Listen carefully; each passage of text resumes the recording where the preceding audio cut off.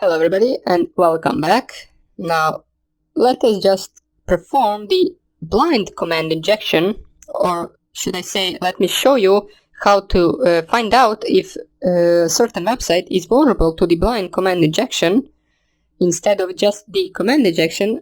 So now what I mean by blind command injection is basically, as you can see, if we go right here to the website once again, so let me just, it says that there is an error.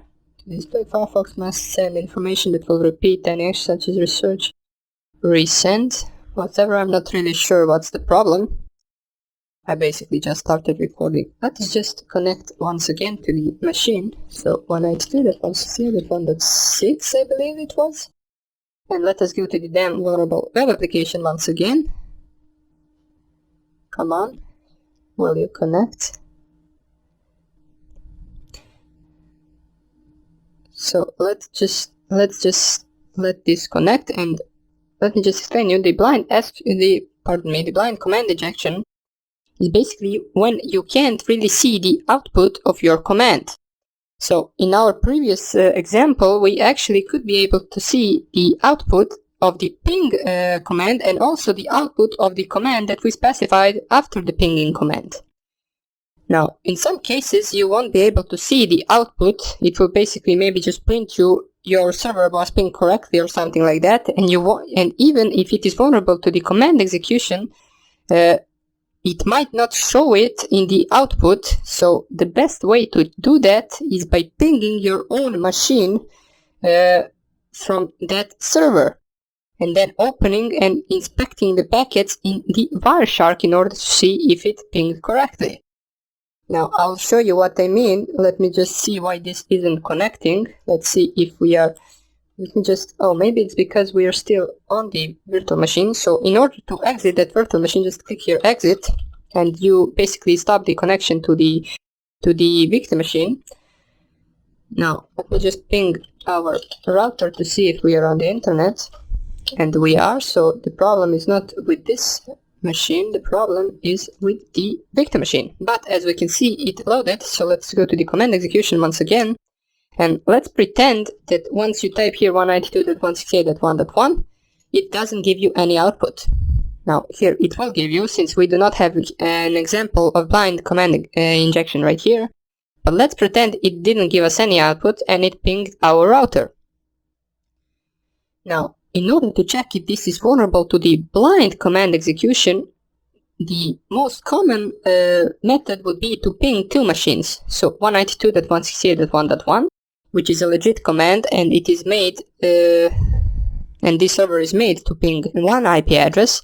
But if we specify another IP address in the next command, so ping, and then the IP address of our Kali Linux machine, the server that isn't vulnerable shouldn't be executing this command. It should only execute this command. But if it is vulnerable, it will execute both of these commands. Now, be careful, since this is our Owasp machine is Linux machine, and if you just run this command, it will ping your machine forever, so you will just basically have to restart it in order to start pinging.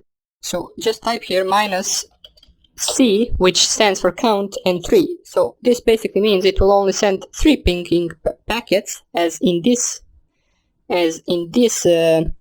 output right here. So let me just show you.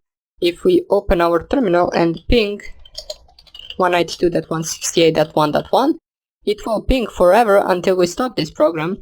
But if you type here ping 192.168.1.1 -C3, it will only ping it 3 times, and it will stop. Now we want to run that on the target server so we don't ping ourselves forever. But before we run that, you need to run a tool called Wireshark. So just type in your terminal Wireshark. The Wireshark is basically a tool that allows us to inspect our packets on a certain network interface. Now, as soon as you open it, you will see a bunch of packets flowing. Just click here. If you get this error, click here on OK. And let me just see, my interface is ETH0, and once you open it, you should be seeing some packets right here. I'm not really sure why I don't see them. Let's just try by Why doesn't this want to move? Wait, what are you doing? Okay. And here we can see the one packet. Why is there not other packets? So let me just try to ping 192.168.1.1. Oh yes, this is the terminal that I ran my Wireshark in, so this won't work. Let us just open another terminal and try to ping 192.168.1.1. And here we can see a bunch of ICMP packets flowing around, so that is good. This is the pinging packet, as we can see, echo ping request and echo ping reply from our router. Now that you opened this and went on to your network interface, which for me was etho, now you want to execute this command and basically click here submit. And once this is finished, you won't see this output that we see since it is blind, but you will be able to see if someone pinged you in Wireshark. Now let's stop it. So you just stop the capturing packets on this red button right here, and you can then inspect all of the packets that you received in that certain amount of time. Now these first ping requests are something we ran on our terminal and we pinged our router, but we can find out that that website or the Owasp machine is vulnerable to command execution by these ping requests right here. So as we can see, there are 3 ping requests as we specified in the server with the -C3 command, and we got the reply from the Owasp virtual machine with IP address is 192.168.1.6. So that means if you got this ICMP packet right here, that means that the website is vulnerable to the command injection. Now, another thing you might need is, for example, if you have a bunch of packets flowing around, there's a lot of them, you can filter it out by typing ICMP right here, and you will only see the pinging packets. Let me just, as we can see, first 4 packets are basically the packets that we use to ping our router, and this is the output from our command injection. So by this we know that the machine is vulnerable, and we can proceed with the same process as in the previous video in order for that vulnerable machine to connect to our own machine. Now I just wanted to show you that in the command injection you will most likely have the visible ones, since it must give some kind of the output. But before I finish with the command injection, I just want to tell you a few things, which is the command injection. First of all, it can be done both over GET and POST requests. The example that we had right here was the POST request, I believe. Let me just check right here. Let me just check it right here by typing in the IP address of our router and then intercepting the packet. I believe this is a POST request open. So here we have, and we can see right here, yes, it is a POST request. So this was an example of POST request command execution. You can also have it as a GET request. And also, with the GET request, the user input will be sent within the link. So that's how you can differentiate the POST from the GET request. If this was a GET request, we will have this IP address that I typed here somewhere in the link right here. But since this is a POST request, we do not have it. Now, as we saw in the POST request, the IP address was sent within the HTTP body, as we can see right here. Here it is. And there are also some of the other values in HTTP headers that can be potential threat to the command injection. Now, some of them are, for example, cookies, user agent, as we can see this right here. Refer can also be sometimes vulnerable to the command injection. And also, as we saw, the command injection can be either visible or invisible. We covered both of those, both visible and both invisible, and I want to show you another very famous command injection vulnerability, which is called shell shock. Now, shell shock, if you were to boot your Owasp virtual machine into live version, it would print out the current uptime of the server, which means it executed something similar to the uname-a command. So if we will not cover that right now, since it is very similar to these two attacks, but if you were to boot this machine into the live version, you would see once you visit the IP address of that machine, it would print out the uptime of that machine. For example, the machine is running for 3 hours. Now, that means that it executed some kind of a command in the terminal in order to show us that option, which means it could be potentially vulnerable to the command injection.